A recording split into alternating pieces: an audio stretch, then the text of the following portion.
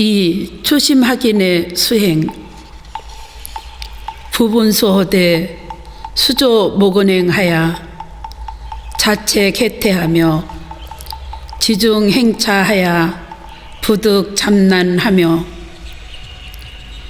예불을 하고 기도를 하되 아침 저녁으로 부지런히 행하여 스스로 나태함을 꾸짖을 것이며 대중이 행하는 때를 알아서 어지럽히지 말며 지금부터는 예불과 참회에 관한 규칙을 말합니다. 분수란 법당에서 향을 사르고 예불과 기도를 올리며 마음을 닦는 일입니다. 이러한 수행을 아침 저녁으로 부지런히 행하여 스스로 해태함을 극복하라고 하였습니다. 새벽부터 일어나 예불을 올리고 염불, 정근, 독경, 참선 등을 하다 보면 때로는 실증이 나기도 합니다. 저도 어릴 때 그랬습니다. 어느 해에는 조성예불에 한 번도 빠지지 않았지만 어느 해에는 몸살이나 감기 등으로 빠진 경우가 10손가락으로 셀 수 있을 정도였습니다. 이렇게 조성예불을 빠지는 일이 많아지다 보면 나태함에 빠져 참석하는 날짜는 점점 줄어듭니다. 1년 365일 한 번도 빠지지 않고 조성예불에 참석한다는 것은 대단한 일입니다. 그런데 제대로 수행하는 분들은 다 그렇게 합니다. 설령 타지에 나가 있더라도 조성예불을 꼭 드립니다. 스스로 게으르고 나태함을 꾸짖으며 정성을 기울여 수행에 전념하는 것입니다. 법당에서 예불을 올릴 때는 각자 앉는 위치가 있고 행할 순서가 있으며 소임에 따라 맡은 역할이 있습니다. 이를 통해 질서와 조화를 이룹니다. 그렇지 않으면 혼란만 가중됩니다. 행자는 행자가 앉는 자리가 있고 삼위는 삼위가 앉는 자리가 있습니다. 그리고 앉는 순서도 있습니다.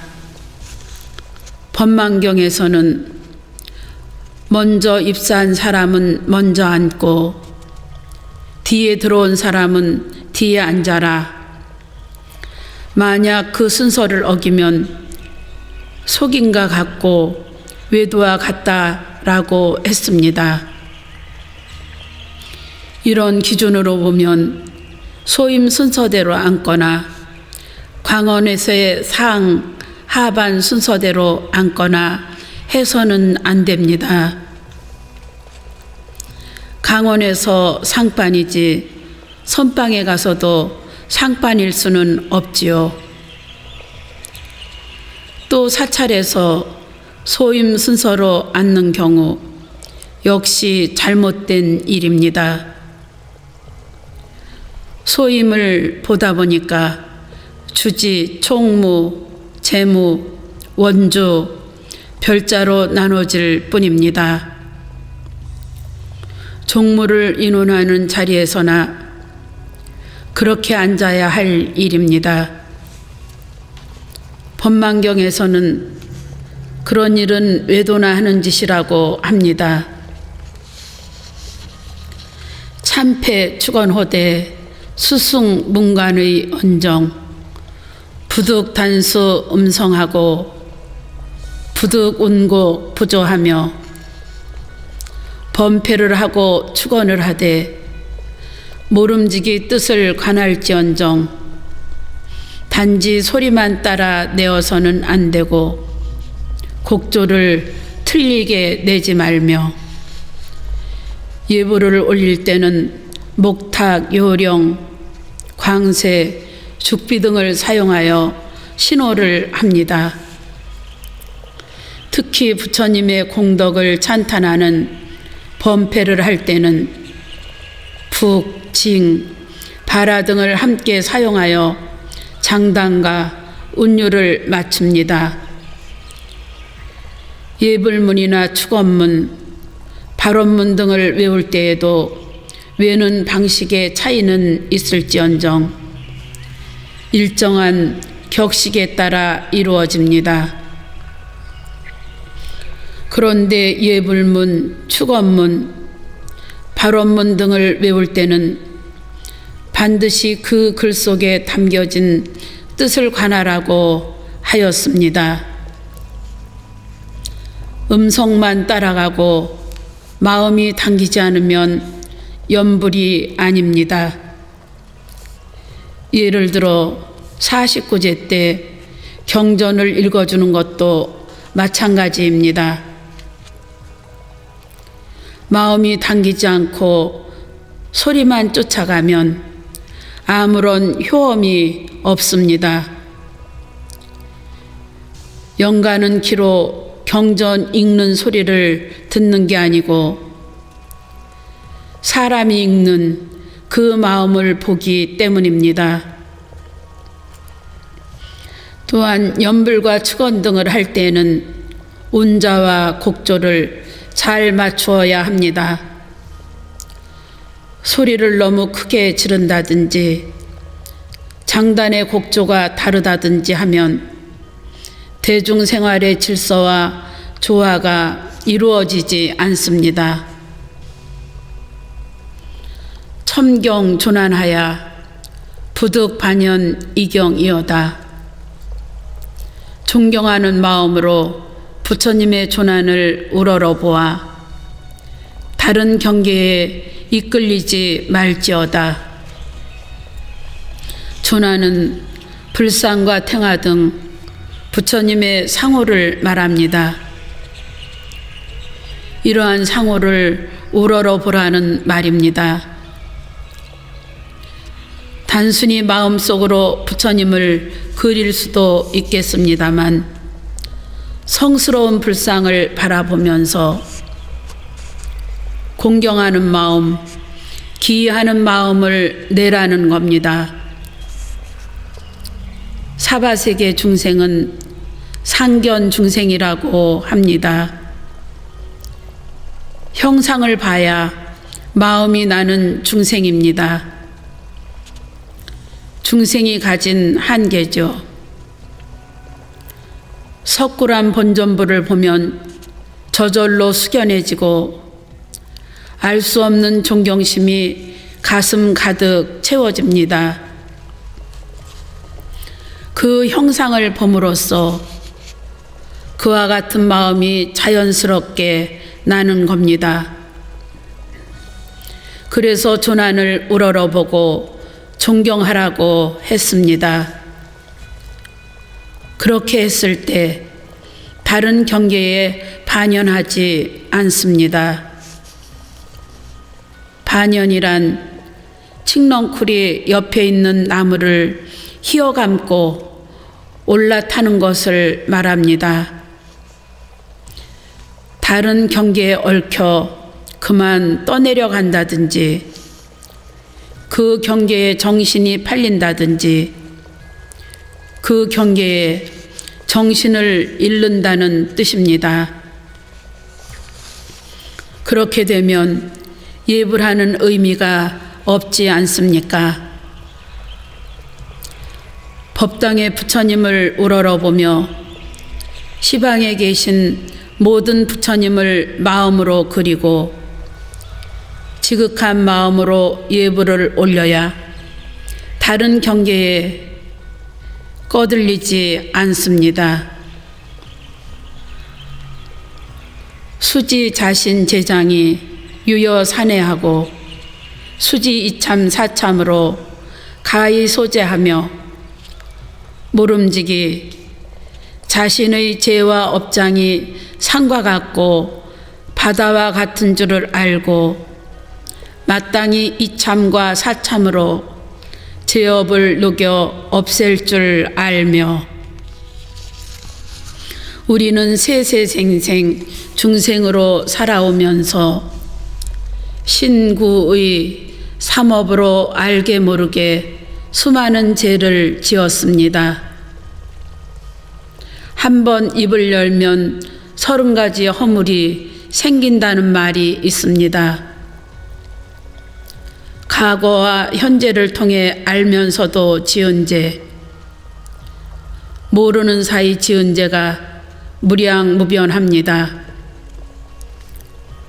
그렇게 우리가 지은 죄와 업장을 참회를 통해 녹여 없애야 한다고 했습니다. 참회란 과거의 잘못을 뉘우쳐 반성하면서 다시는 범하지 않겠다고 맹세하는 것입니다. 이참이란 이 마음을 깨닫지 못하여 생사번뇌에 시달리는 자신을 참회하는 것, 즉 자기 마음이 부처인 줄 모르는 어두워진 마음을 참회하는 것입니다. 사참이란 수사분별 참회의 약칭입니다. 과거 생부터 현세에 이르기까지 몸과 입과 마음으로 지은 업장을 참회하는 것을 말합니다. 이참과 사참이 조화를 이루어 진실로 참회가 이루어져야 합니다. 우리가 가장 많이 암송하는 천수경에 이 참회계와 사참회계가 잘 표현되어 있습니다. 이 참회계는 다음과 같습니다. 제모자성 좀신기 심양멸시 제영망 제망신멸 양구공 시증명이 진참회 제자성 본래 없고 마음 따라 일어난 것 마음이 멸하면 죄 따라 없어지네. 죄 없고 마음 멸하여 두 가지 다 비우면 이것을 이름하여 참된 참회라 하네.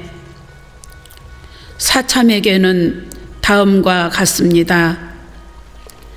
아석소조 제약업 개요무시 탐진치 종신구의 지소생 일체아금 개참해 아득한 옛날부터 내가 지은 모든 악업 크고 작은 모든 죄가 탐진치로 생기었고 몸과 입과 뜻을 따라 무명으로 지었기에 나는 지금 일체의 모든 악업을 참회하나이다. 심관 능내 소래가 개종진성 연기하고 심신감응이 불어하여 영향상종이니라. 예배하는 나와 예배받는 부처님이 다 같이 진성으로부터 연기하는 줄을 깊이 관하면 감응이 헛되지 아니하여 그림자나 메아리가 서로 따르는 것과 같음을 깊이 믿을지니라. 조금 어렵습니다. 능례와 소례는 주객을 말합니다. 능례는 예배하는 우리 자신, 소례는 예배받는 부처님입니다. 진성은 나의 참성품, 본래 마음자리입니다. 진성에 연기하는 줄을 깊이 관찰하라는 것은 참으로 의미심장한 말입니다. 법당에 계시는 부처님, 아니 3000년 전에 석가모니 부처님, 아미타 부처님, 비로자나 부처님, 관세음보살, 지장보살, 문수보살, 보현보살 등 모두가 나의 참성품으로부터 인연해서 일어난다는 말입니다. 이 세상에 내가 없이 뭐가 있겠습니까? 그러니 그 이치를 깊이 관찰하라는 것입니다. 개초심 확인문 속 대부분의 내용이 초심 확인을 위한 사찰에서의 생활 규범에 대한 가르침을 담고 있지만 이와 같은 구절은 불교의 본질을 드러냅니다. 부처님과 내가 둘이면서 하나고 하나이면서 둘이라는 이치입니다. 물체가 있으면 반드시 그림자가 있고 소리가 있으면 메아리가 따르듯 부처님과 내가 서로 통합니다. 우리가 공을 들이면 공을 들인 만큼 그 효과가 있기 마련이고 선행을 하면 선행을 하는 만큼 결과가 따르기 마련입니다. 물론 악한 일도 마찬가지입니다. 악한 일을 하면 악한 만큼 반드시 좋지 아니한 과보가 따르는 거죠. 우리가 인을 심고 연을 만들면 거기에 상응하는 결과가 따라오게 돼 있습니다. 오늘날 내가 이러한 인생을 사는 것 또한 과거 생에 내가 그러한 원인과 조건을 심었기 때문입니다.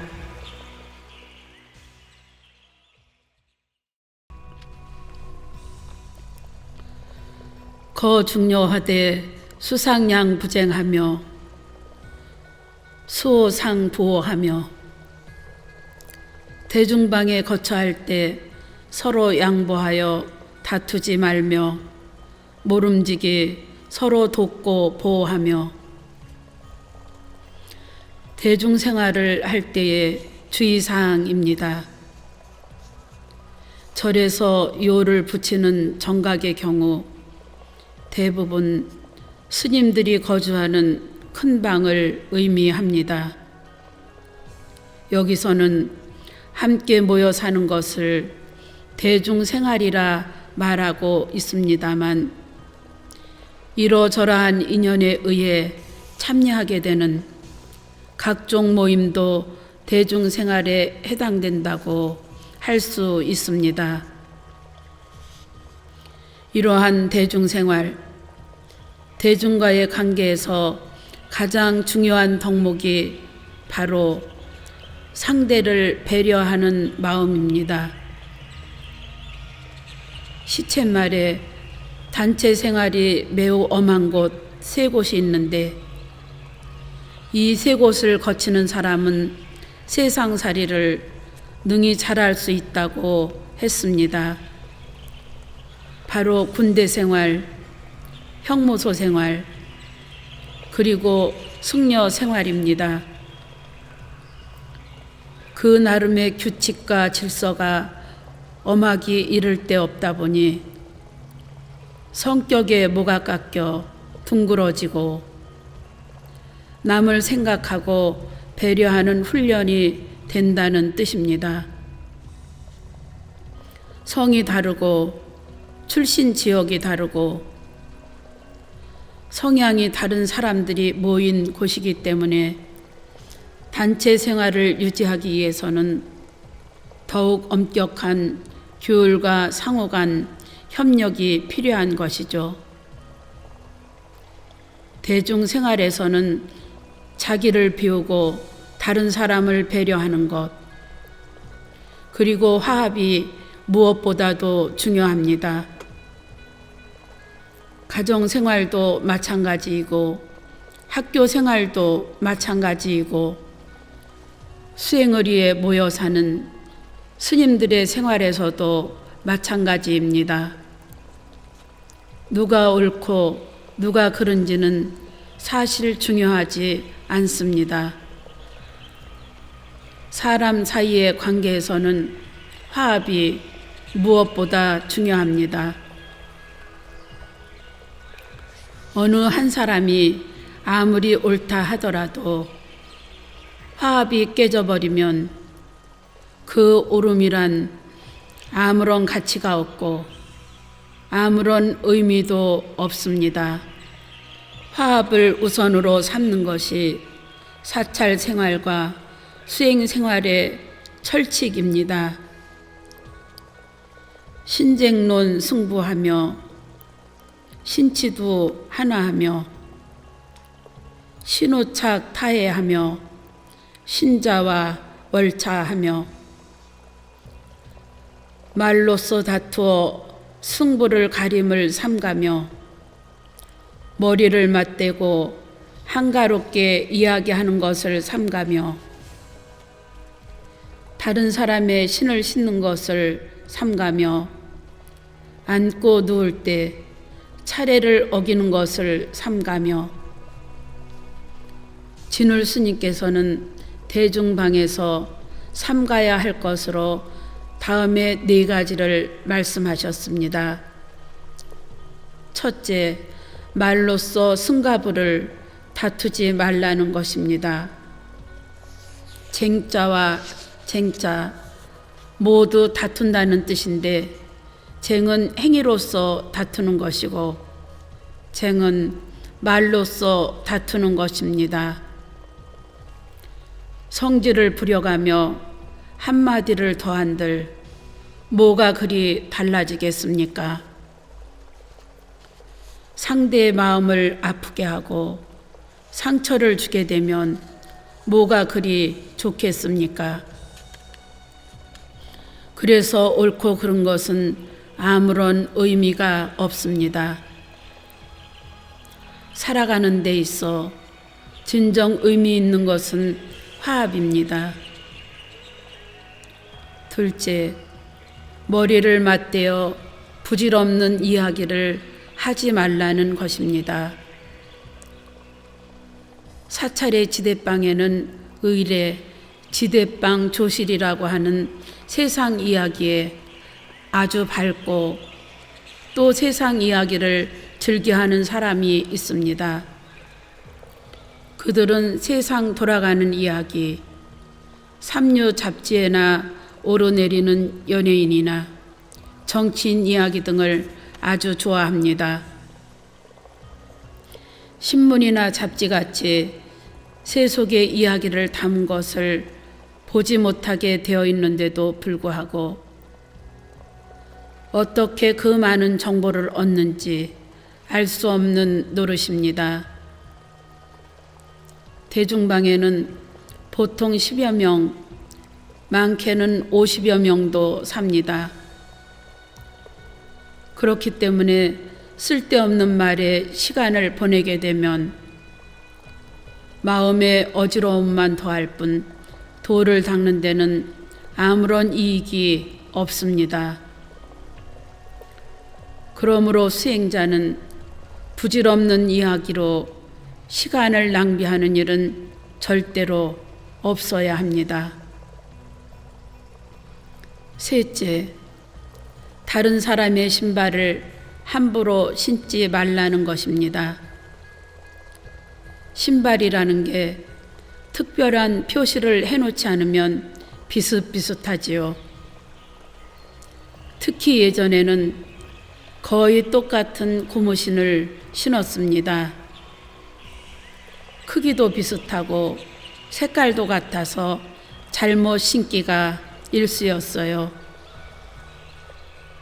진울 스님이 이 글을 쓴 당시에는 모두 집신을 신었을 것입니다.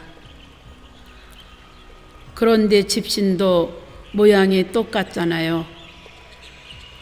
마찬가지로 잘못 씻는 경우가 많았을 것입니다. 그 신을 잘못 씻는 일이 발단이 되어 언쟁이 일어나고 큰 싸움이 벌어질 수가 있습니다. 신을 씻는 곳에 특별히 조고각하라는 말을 써놓은 이유가 여기 있습니다.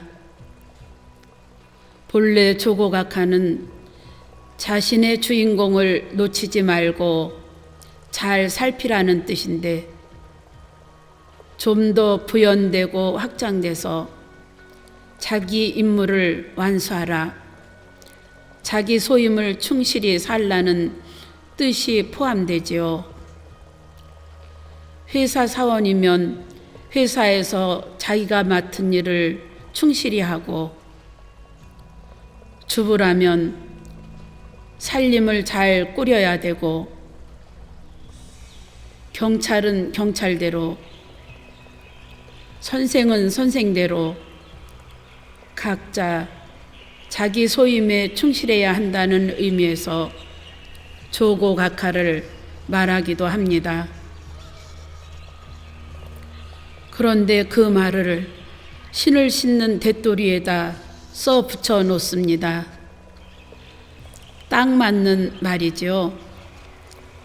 다리 밑을 잘 살펴봐라.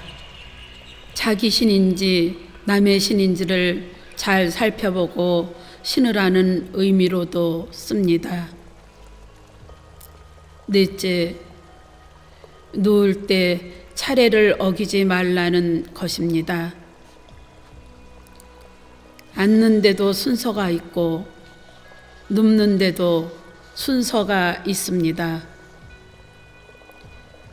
겨울에 따뜻한 자리라고 해서 아무나 차지할 수 있는 것이 아니고 여름에 시원한 자리라고 해서 먼저 눕는 사람이 임자인 일은 없습니다.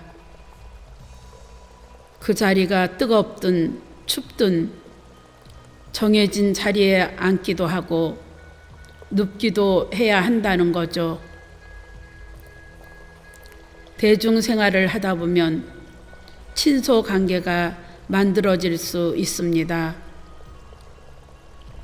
친소 관계에 따라 앉거나 눕는 자리가 바뀌게 되면 질서도 무너지고 공동체의 화합도 깨지기 쉽습니다.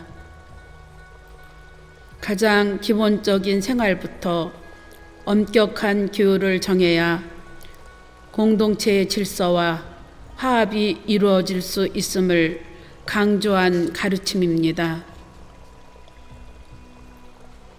대객 언담에 부득양어 가추하고 단찬 원문 불사하며 부득 예고방하야 견문 잡사하고 자생의혹이오다.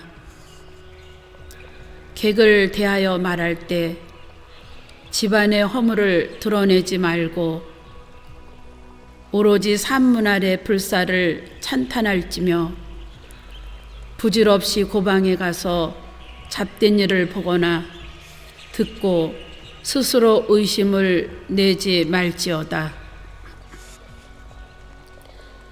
절에 살다 보면 도반이 오거나 친구 혹은 속가에 인연 있는 사람이 오거나 아는 신도가 오는 경우가 많습니다.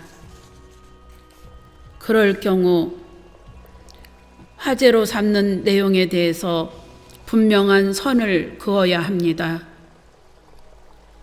집안의 허물을 말하지 않는 것입니다. 주지 스님이 뭘 잘못하고 소임 사는 스님이 어떻고 강원이 어떻고 선방이 어떻고 등등에 대해서 바깥 사람들에게 말하지 말라는 것입니다. 물론 집안 사람들끼리야 서로 경책도 할 수 있고 충고도 할 수 있습니다. 가정에서도 마찬가지입니다. 하지만 바깥 사람에게 말할 때에는 속 빈 사람 같아 보이더라도 집안의 좋은 점을 이야기해야지 안 좋은 점을 자꾸 이야기하는 것은 좋지 않습니다. 또 우리 절은 수행 분위기도 좋고 기도도 열심히 하며 교화도 잘한다는 등 사찰의 불사를 다만 찬탄하라고 했습니다. 맡겨진 소임이 아니라면 종무소, 원주실, 후원 등을 기웃거리며 이것저것 보고 듣는 가운데 아니 저렇게 좋은 음식이 있는데 우리한테는 왜 안 돌아오는가? 원주실에는 돈도 많이 들어오는 것 같은데 대중생활은 왜 이런가? 혹시 소임자들이 사치하는 것은 아닌가 하는 의혹을 갖게 될 수 있습니다. 그래서 불필요한 곳에는 아예 가지 말라는 것입니다. 비요사얻은 부득유주 여편하야 여석교통 영타 증질하고 실자 도정이오다 당뇨요사 출행이오든 고주 지인과 극간 중자하야 영지 거처하며 요긴한 일이 아니거든 이 마을 저 마을로 다니며 속인들을 사귀어 다른 사람으로부터 미움을 받거나 스스로의 도정을 잃는 일이 없어야 한다. 만일 요긴한 일이 있어 외출을 하거든 반드시 주지나 대중관리자에게 가는 곳을 알려야 하며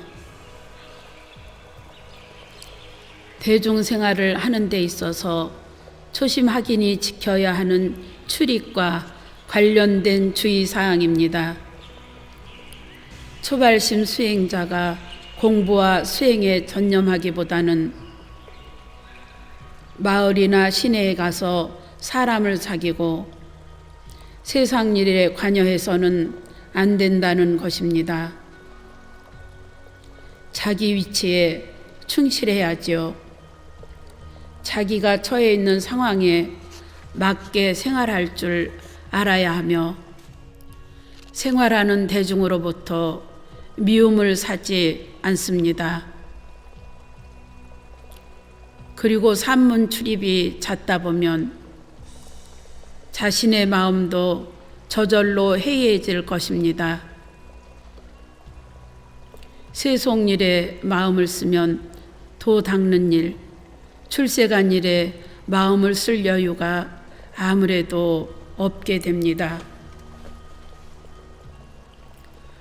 물론 수행이 무르익고 경계에 꺼들리지 않는다면 중생교화를 위해 세상에 나가 사람을 만나야 합니다. 15도의 마지막 장면이 입전수수인 것처럼 말입니다. 입전수수는 중생을 제도하기 위해 시전의 세속에 들어가 자비의 손을 들이우는 것으로 나와 남을 모두 이롭게 하는 보살행을 말합니다. 출가 수행자라도 산문 밖을 출입할 일이 있습니다. 그럴 경우 제가 오늘 이러이러한 볼일로 몇 시에 나가서 일을 보고 몇 시까지 돌아오겠습니다 하고 사중의 책임자에게 알려야 합니다. 그래야 누가 갑자기 찾더라도 그 스님은 지금 이러저러한 일로 시인에 나갔다고 말할 수 있거든요. 그래서 주지에게도 알리고 대중을 관리하는 사람에게도 알리라고 했습니다. 일일이 주지에게 알리지 못하면 대중을 관리하는 사람에게 알리면 되지요. 입승 혹은 찰중에게 알리고 허가를 받아 나가게 됩니다. 옛날에는 가까운 시내에 가더라도 허가를 받고 출입증을 교부받아야 나갈 수 있었습니다. 하룻밤을 자고 오게 되는 경우는 출행증을 받아 다녀오곤 했습니다. 다른 사찰에서는 출행증을 보고 어느 사찰 소속이며 불명은 무엇이며 은사는 누구인지를 확인하고 나서야 객실에 재워 주었습니다. 약입 속가 얻은 절수견지 정념하여 신물견색 문성하고 유탕 사심이 얻은 우왕피금 희소하여 난설 잡사하며 비시주식으로 망장무에 지행하여 심계불계리요 우처 현선인의 혐의 지간이면 기유지 해인야리요 만약 속인의 집에 들어가거든 반드시 바른 생각을 굳게 지녀서 색을 보거나 소리를 듣는 것을 삼가고 방탕함과 삿된 마음이 일어나지 않도록 유의해야 할 것이거든 하물며 옷깃을 해치고 회통하는 웃음을 짓거나 잡된 일을 요란하게 말하며 때 아닌 때 술과 밥을 먹거나 망령되게 거침없는 행동을 하여서 부처님의 계율을 어기리요 그리하여 어질고 착한 사람들로부터 혐의를 받게 된다면 어찌 지혜로운 사람이라 할 수 있으리요. 출가 수행자도 경우에 따라서는 신도의 집이나 속가에 갈 수 있습니다. 이러할 때 생각을 바르고 굳게 지녀 수행자로서의 의의와 정신을 잃지 말아야 합니다. 요즘과 같이 유혹이 넘쳐나는 세상에 세속인도 그래야 할진데 수행자인 경우는 더욱 몸과 마음가짐을 굳게 단속해야 합니다. 특히 세속의 가치와 문화에 물들어 있는 사람들과 어울려 수행자로서의 신분을 망각하고 위의를 저버리는 행동은 절대 삼가야 합니다. 두루마기를 입지 않고 단정하지 않은 동방 차림에 옷깃까지 해치고 방탕하고 삿된 마음이 일어 희롱하거나 입에 담지 못할 말들을 요란하게 늘어놓아서는 안 되겠죠. 수행자들끼리 잠깐 짬을 내서 웃고 떠드는 것도 삼가야 하거늘 세속에서 속인들과 허심탄회하게 옷을 벗어놓고 웃고 즐기는 것은 수행자로서의 더더욱 옳은 행동이 아닙니다.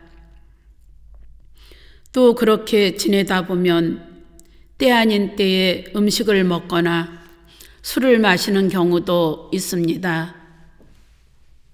혹은 무장무예라는 이름으로 막행막식, 즉 꺼리낌 없이 행하고 먹는 것은 개를 파하는 일입니다.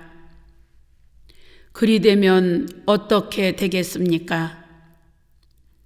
사찰에 있는 어른 스님들이 걱정하고 염려하지요.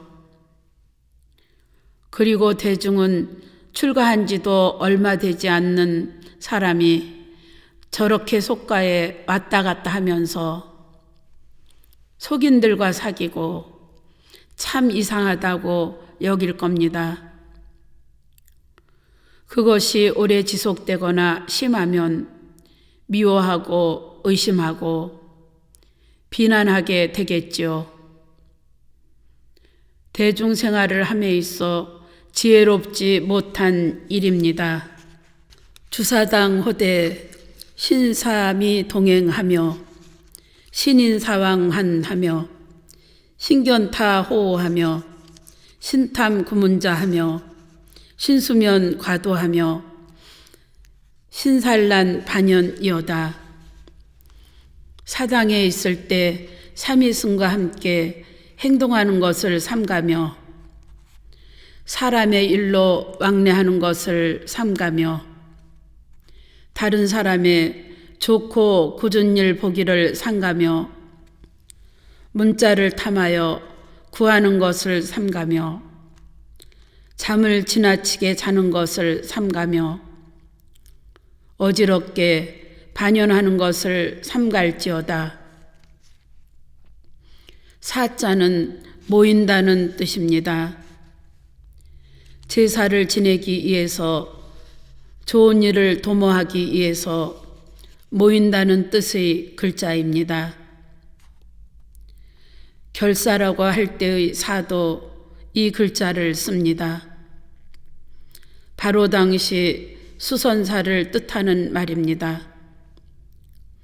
수선사란 사찰의 명칭이라기보다는 참선 정진을 중심으로 한 신앙 결사체를 의미합니다. 당은 집을 말합니다. 즉 신앙 결사를 위해 모인 사람들이 거주하는 곳으로 지금의 선방과 같다고 하겠습니다. 예로부터 수행자가 삼갈 5가지 장애가 있다고 했습니다. 이를 오계장이라 합니다. 혼탁한 번뇌가 우리의 청정한 본성을 가려버리는 것으로 오욕에 집착하는 탐욕계, 성냄으로 마음을 가리는 진해계,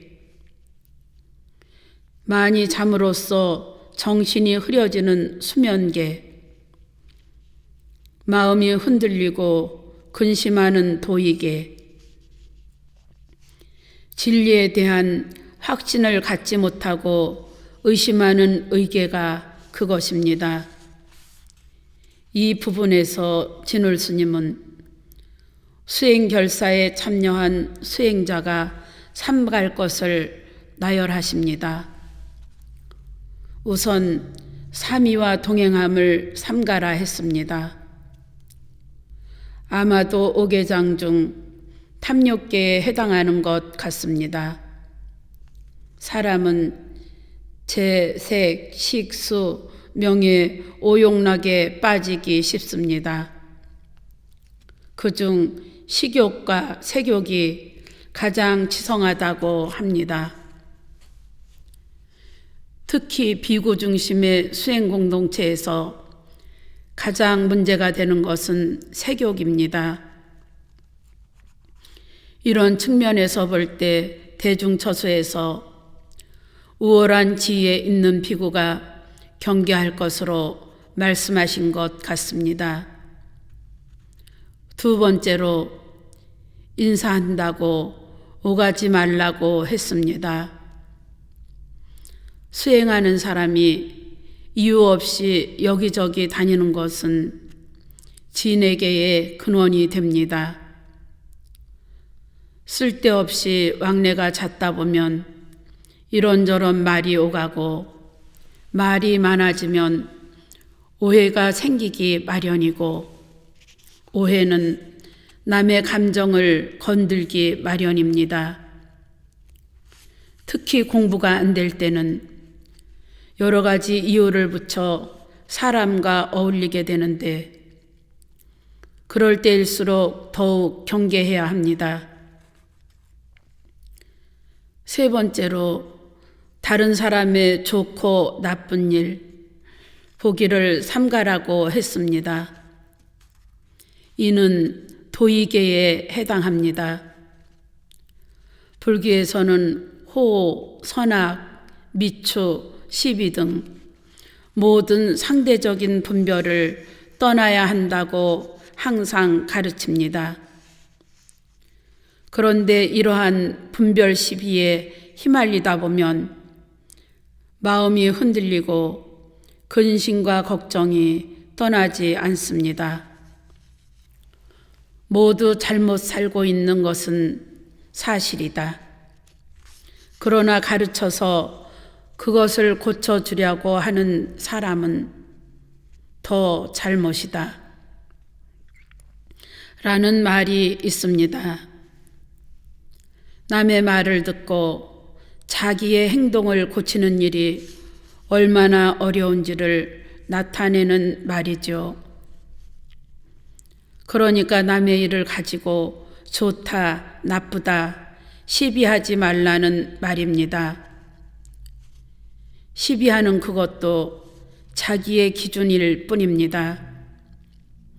자기 기준으로 옳다, 그르다, 좋다, 나쁘다 가리는 것입니다. 네 번째로 문자를 탐하여 구함을 삼가라 했어요. 이는 의계에 해당합니다. 이 부분은 두 가지 측면에서 생각해 볼 수 있겠습니다. 하나는 참선 수행자가 수행에 의심이 들어 언어와 문자에 의지하는 것을 경계하는 것이고, 다른 한편으로는 출가 수행자가 세속의 시와 문학에 심취하는 것을 경계하는 것입니다. 진울 스님뿐만 아니라 조선시대 서산 스님도 이와 같은 경책을 남겼습니다. 서산 스님은 도담이 아니면 말하지 않았고 부처님의 행이 아니면 행하지 않았으며, 그를 보아도 경전이나 조사 어록뿐이었다. 그러나 요즘은 도 닦는다는 사람들이 입만 벌리면 세상 돌아가는 이야기뿐이니 한심하다고 말씀하셨지요. 참선 수행에 전념해야 할 수행자가 경전이라면 모를까 세속의 시나 책에서 미려한 글귀를 보고 그것을 베껴 비단 책갈피를 만들어 애지중지한 예들이 간혹 있었나 봅니다.